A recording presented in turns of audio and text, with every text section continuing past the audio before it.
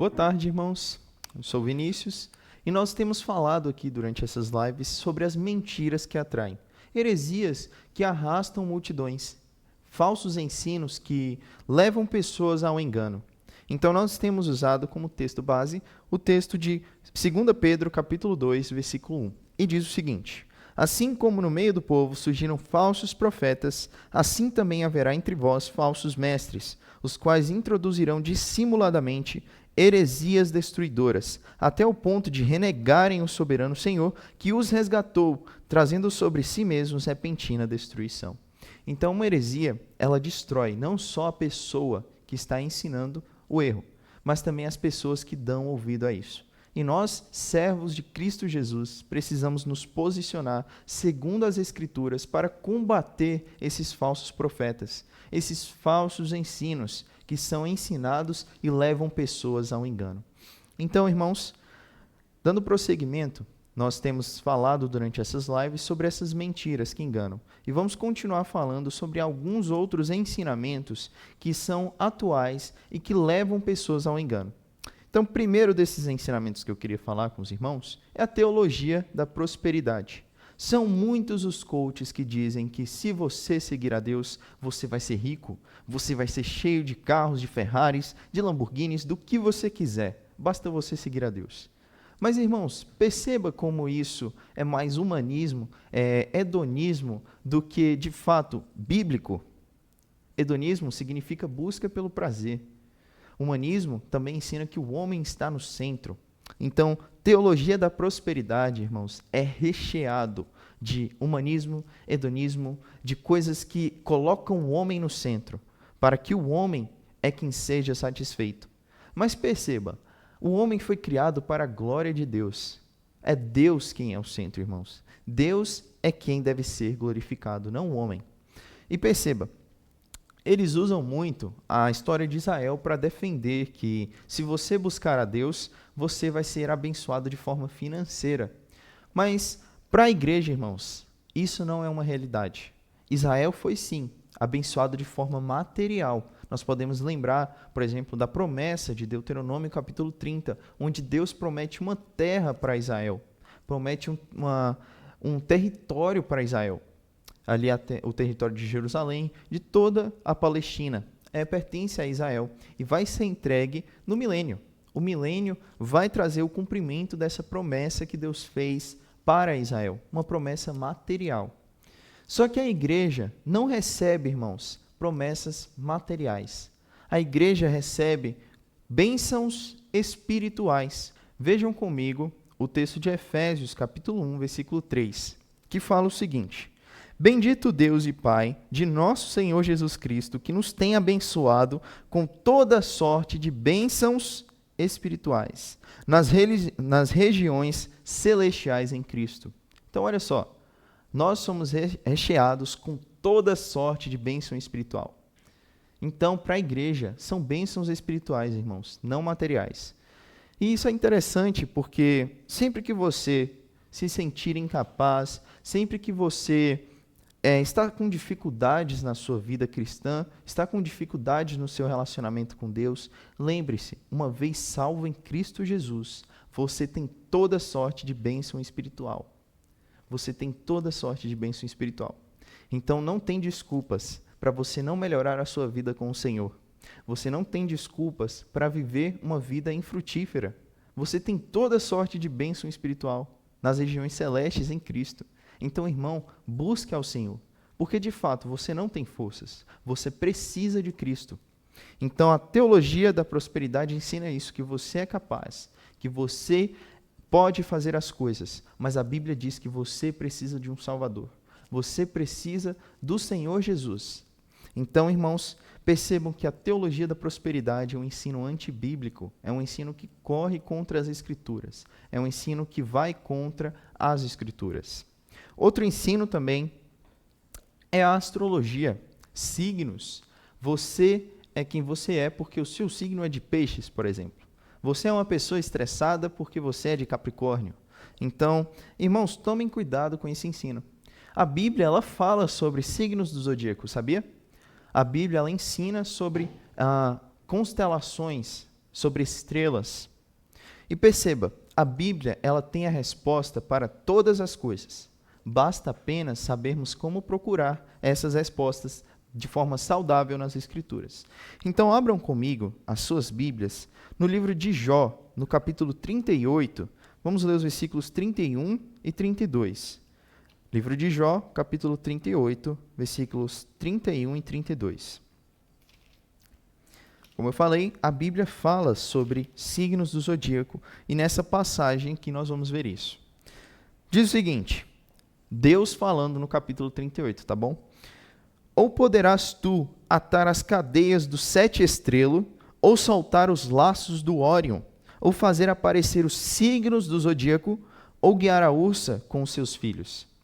Perceba, que interessante. Deus, ele está falando para Jó sobre 7 estrelo, sobre Órion, sobre a ursa. E essas são constelações. São constelações que podem ser vistas no céu de noite. E o Órion é uma das constelações que nós podemos ver aqui no Brasil. Inclusive, é uma constelação muito bonita. E ela é famosa por conta daquele cinturão que tem 3 estrelas que são retinhas, que formam um cinturão de Órion. Muitas pessoas conhecem essas 3 estrelas como 3 Marias. Então, isso aqui é muito interessante, porque Deus está falando para Jó sobre essas constelações. E ele fala também sobre os signos do zodíaco. Mas muitas pessoas têm o entendimento de que signos do zodíaco são aquelas coisas místicas, são aquelas coisas que determinam, que influenciam a vida das pessoas. Mas, irmãos, não é nada místico não, tá bom? Os signos do zodíaco significam sinais que estão nos céus e pelos quais o Sol faz o seu caminho durante o ano. Então, zodíaco significa o caminho do Sol pelas constelações que estão no céu. O que eu quero dizer com isso? O ano tem 12 meses. Durante esses 12 meses, o Sol, da nossa perspectiva, o Sol ele está rodando. Mas, na verdade, nós sabemos que a Terra é quem roda ao redor do Sol. Mas, da nossa perspectiva aqui na Terra, é o Sol quem está rodando. Então, ao rodar, durante cada mês do ano, o Sol ele passa por um setor. E dentro desse setor tem uma constelação. Por exemplo, o Sol no mês de março. Ele passa no setor onde está a constelação de Peixes. Então, o Sol ele faz esse caminho durante o ano, passando pelas constelações. Então, é isso que significa zodíaco, o caminho do Sol dentre o céu, passando pelas constelações. Signo significa sinais. Mas perceba, lá em Gênesis, capítulo 1, fala que Deus foi quem criou as estrelas, quem criou os luminares e criou as estrelas. As estrelas como marcação de tempos, como marcação de estação, dentre outras coisas. Então não tem nada de místico aí. Deus ele criou as estrelas. Ele conhece cada estrela pelo seu nome. Deus foi quem criou as constelações também. Ele criou essas coisas tão belas para a glória dele. Não tem nada de místico aí. Essas coisas não influenciam a nossa vida. Então, Deus ele criou as estrelas, Deus criou as constelações, os signos do zodíaco. Então, não é uma forma mística, não é algo místico. Isso não influencia as nossas vidas. Abram agora comigo no livro de Amós, capítulo 5, versículo 8. E olha o que diz. Amós, capítulo 5, versículo 8.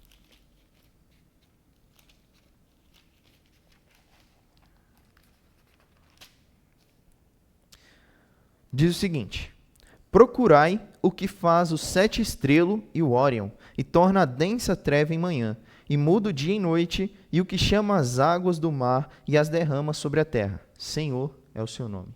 Olha só, a Bíblia atribui as constelações a Deus. A Bíblia atribui a criação das constelações a Deus. Foi Deus quem fez elas.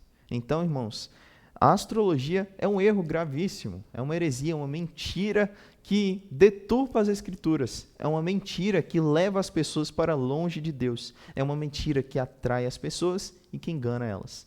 Então, irmã ou irmão, se você crê que você tem um signo que determina a sua personalidade, que determina quem você é, saia desse erro. Entenda que este misticismo é pura mentira. Deus foi quem fez os signos do zodíaco. Foi Deus quem fez as constelações que nós vemos. Foi Deus quem fez esse caminho do sol durante o ano pelas constelações. Foi Deus quem fez as estrelas. Então não caia nesse misticismo. Também, irmãos, feminismo. Feminismo, irmãos, é uma praga. Feminismo é uma grande mentira. E eu estou falando aqui, tá bom? Com todo respeito, não quero ferir ninguém. Mas essa ideologia, a ideologia, é um grande erro. Nós precisamos combater a ideologia. Não estou aqui querendo falar mal de alguém, porque as pessoas precisam ser alcançadas por Jesus. As pessoas precisam ser transformadas por Jesus. Agora, essa ideologia, ela precisa ser combatida. Então, o feminismo, irmãos, ele é terrível. Muitas mulheres acreditam que elas precisam ser valorizadas e elas tendem a buscar essa valorização rejeitando o homem, rejeitando as atividades nas quais elas têm, por exemplo, família. Muitas feministas dizem que a família é um peso, que a família é um lugar que a mulher não deveria estar. Então, o feminismo, irmãos, é terrível. E eu vou afirmar o porquê o feminismo é terrível. O livro de Ana Caroline Campagnolo, Feminismo contra Marxismo, Ana Caroline ela vai explicar um pouco sobre as origens do feminismo, sobre como começou, sobre o que influenciou para começar, dentre tantas outras coisas. E o feminismo, irmãos, ele não começou com mulheres, tá bom? Ele começou com homens. Dentre esses homens, tinha um homem chamado Marquês de Sade. E esse cara era terrivelmente nojento. Ele era um sexólogo. Ele era alguém que fazia coisas terríveis com as pessoas. Ele incentivava vídeos pornográficos. Ele incentivava relações terríveis.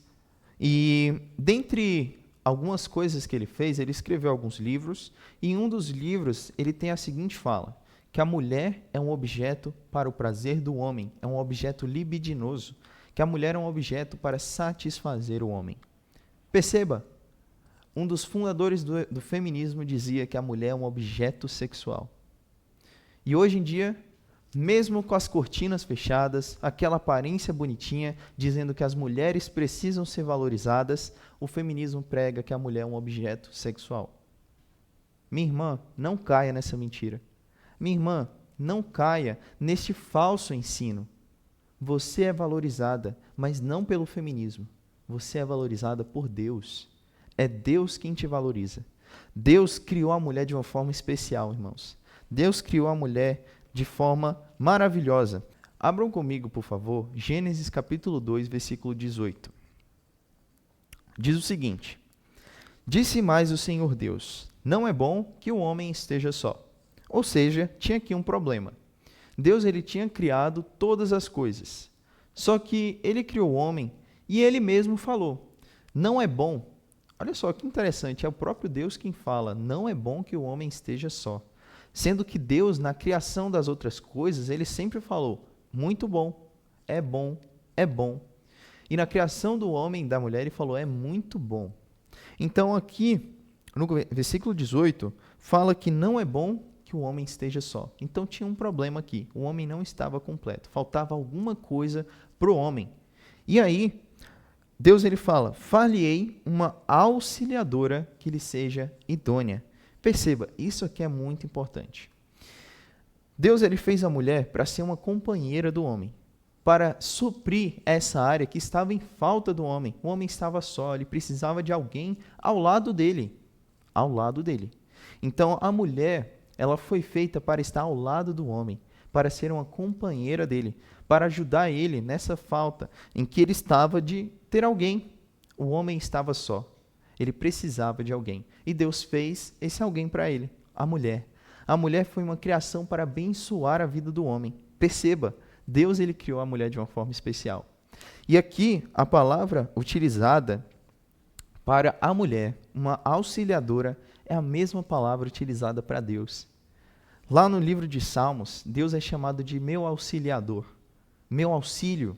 E essa palavra, irmãos, é a mesma que está aqui, auxiliadora. Perceba, irmãos, a mulher foi criada de uma forma especial. As mulheres são valorizadas por Deus. Deus, ele criou a mulher para a sua glória. A mulher também foi criada à imagem e semelhança de Deus. A mulher foi criada para glorificar o nome do Senhor. Então as mulheres são valorizadas por Deus, irmãos. Por Deus. Nós devemos valorizar também as mulheres, nós homens, porque Deus as valoriza. Então, irmãos, não caiam nessas falsas mentiras que o feminismo prega. O feminismo é uma terrível mentira. Então, a Bíblia te valoriza, minha irmã. Olha para o Senhor. Deus te valoriza. Confie no Senhor. Outra heresia, outra mentira também que atrai muitas pessoas é o ecumenismo. E olha só, essa aqui é muito perigosa. Nós, crentes em Cristo, devemos tomar cuidado com isso, com o ecumenismo. E o que é que o ecumenismo quer dizer? O ecumenismo quer dizer aquela união entre crentes. E isso aparentemente parece ser algo bom. Só que sabe quem prega isso? O catolicismo. O catolicismo é uma seita. O catolicismo ensina que Jesus não é suficiente. Você precisa de Maria também. Então, o ecumenismo diz que deve ter a união entre as pessoas, os crentes em Cristo. Mas perceba, o ecumenismo é muito perigoso. Como é que eu posso me dizer irmão de alguém que não crê que o meu Senhor Jesus é suficiente? Que o meu Senhor Jesus não pode me salvar sozinho, precisa de Maria. Perceba, o ecumenismo, irmãos, traz a ideia de juntar todas as religiões, traz a ideia de juntar todas as coisas e viver em paz com isso. Quem é assim é a maçonaria. Maçonaria também é uma seita que é ecumênica, que, por exemplo, dentro da maçonaria, você é cristão, por exemplo, você chega lá como cristão, e se chegar alguém satanista, pode entrar também na maçonaria. E dentro da maçonaria, você não pode falar no nome de Jesus. E o satanista também não pode falar no nome de Satanás. Vocês dois vão falar sobre o nome de Gadu. Então, Deus é chamado de Gadu dentro da maçonaria. Satanás também é chamado de Gadu dentro da maçonaria. Então, perceba, dentro da maçonaria, você vai chamar o seu Deus de Gadu. E lá dentro, outra pessoa vai chamar o Deus dela de Gadu. Perceba como estão juntando as coisas. Então, Deus é alguém qualquer dentro da maçonaria. Ele não é o Todo-Poderoso. Ele não é o Santo. Ele não é o que está acima de todas as coisas. Perceba, irmãos, junção de religiões. O ecumenismo é perigoso demais. Nós devemos ser separados. Deus nos separou, nos santificou para uma vida de luz aqui na terra. Devemos fugir dos falsos ensinos. Devemos combater os falsos ensinos. O ecumenismo dentro da igreja é um terrível perigo, porque nós podemos estar aceitando mentiras, às vezes até sem percebê-las. Eu ouvi uma certa vez uma pessoa dizendo isso no EBD, nossos irmãos católicos. Irmãos, temos que tomar cuidado. Temos que tomar cuidado com o ecumenismo. O ecumenismo não é bíblico. Deus nos chama para ser separados, santos para a glória dele. Então, nós vimos aqui algumas mentiras que atraem. Teologia da prosperidade, astrologia, vimos também o feminismo e o ecumenismo. Nós vimos que devemos combater esses falsos ensinos e conservar a sã doutrina. Então, que Deus te abençoe. Até a próxima live.